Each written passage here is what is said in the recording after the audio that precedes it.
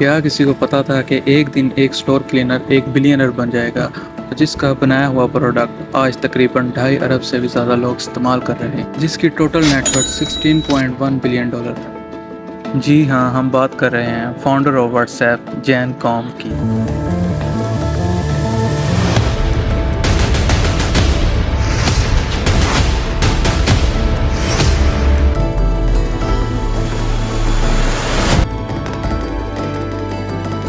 سال 1976 جین کوم یوکرین کے ایک شہر کیو میں ایک یہودی گھرانے میں پیدا ہوئے۔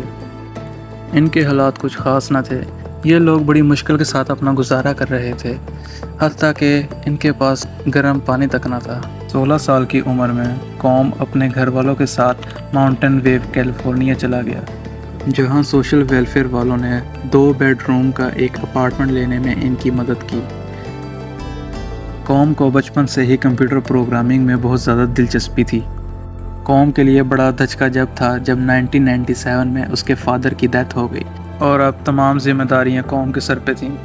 اس کے بعد کوم کی ماں کسی گھر میں ایز اے بیبی سیٹر کام کرنے لگ اور کوم بھی کسی سٹور میں ایز اے کلینر کام کرنے لگے۔ سال 2000 جب کوم کی والدہ کینسر سے طویل عرصے کی جنگ کے بعد انتقال کر گئی تھیں، کوم نے سین ہوز یونیورسٹی میں ایڈمیشن لیا اور سال کے آخر میں اسے یاہو کمپنی میں ایز اے انفراسٹرکچر انجینئر کی جاب مل گئی، جہاں اس کی ملاقات برائن ایکٹن کے ساتھ ہوتی ہے۔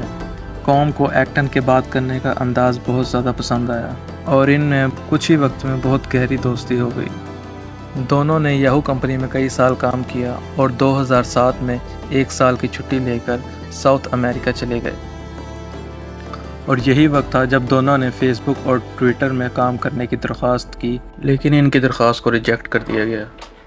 انہیں ایک آئیڈیا ہے کہ کیوں نہ ایک ایسی ایپ بنائی جائے جس سے لوگ اپنے سٹیٹس کو دوسرے لوگوں تک شیئر کر سکیں کہ وہ اس وقت کیا کر رہے ہیں۔ اس کے چلتے انہوں نے 2009 میں ایک ایپ متعارف کروائی جس کا نام واٹس ایپ رکھا۔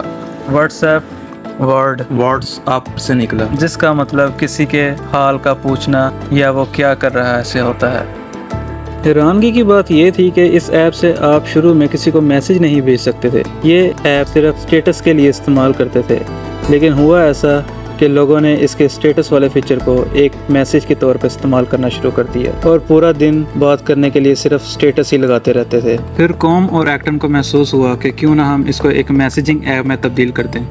یہ آئیڈیا بہت زیادہ کامیاب ہوا کیونکہ 2009 میں صرف ایک ہی ایپ تھی جس سے آپ میسج کر سکتے تھے، اور وہ تھا BBM یعنی بلیک بیری میسنجر۔ لیکن اس کا مسئلہ یہ تھا کہ آپ بلیک بیری موبائل سے بلیک بیری موبائل والے یوزر کو ہی میسج کر سکتے تھے۔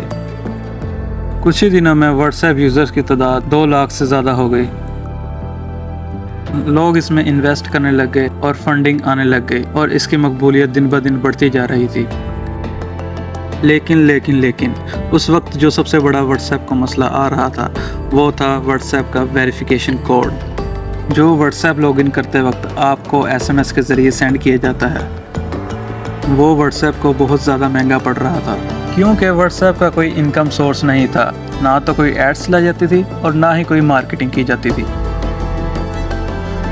پھر کوم اور ایکٹن نے واٹس ایپ کا ایک نیا بزنس ماڈل تیار کیا جس کے تحت وہ لوگوں سے سالانہ $1 چارج کرنے لگ گئے۔ جی ہاں، $1 پر ایئر۔ اب واٹس ایپ ایک فری ایپ نہیں تھی، لیکن اس سے واٹس ایپ کی گروتھ پہ کوئی خاص فرق نہیں پڑا اور ان کے یوزرز کی تعداد ڈے بائی ڈے انکریز ہوتی جا رہی تھی کیونکہ اس ایپ کا ایکسپیرینس بہت زیادہ اچھا تھا، نیو فیچرز ایڈ کیے جا رہے تھے، اور 2011 میں واٹس ایپ ٹاپ 10 ایپ میں شمار ہو گئی۔ اس کے بعد ہماری کہانی میں انٹری ہوتی ہے فیس بک کی۔ ویسے تو مارک زکربرگ 2012 سے ہی واٹس ایپ کو خریدنے کی کوشش کر رہے تھے، مگر 2014 میں انہوں نے $19 بلین دے کر واٹس ایپ کو خرید لیا۔ ویسے تو گوگل کے CEO سندر پچائی نے بھی اس کو خریدنے کی بات کی تھی، مگر ان کے ساتھ ڈیل نہ کنفرم ہوئی۔ جنوری 2016 میں خبر آتی ہے کہ فیس بک نے واٹس ایپ پر سے $1 والی فیس ہٹا دی۔ اس کی وجہ یہ تھی کہ کئی کنٹریز کے لوگ جن کے پاس ڈیبٹ کارڈ نہیں تھا اور کچھ لوگ ایسے بھی تھے جو اس فیس کو افورڈ نہیں کر سکتے تھے۔ اس طرح کرنے سے ان کے یوزرز میں بھی اضافہ ہو گیا۔ 2017 کوم اور ایکٹن نے واٹس ایپ سے ریزائن دے دیا उनका कहना ये था कि फेसबुक जिस तरह का बिजनेस मॉडल इसके ऊपर थोपना चाहता है, हम इससे बिल्कुल भी सहमत नहीं हैं। जिसके रहते ब्रायन एक्टन आगे चल के एक सिग्नल फाउंडेशन की शुरुआत करते हैं, जिसकी मदद से हमें सिग्नल जैसी ऐप मिलती है जो कि मुकम्मल तौर पर फ्री थी।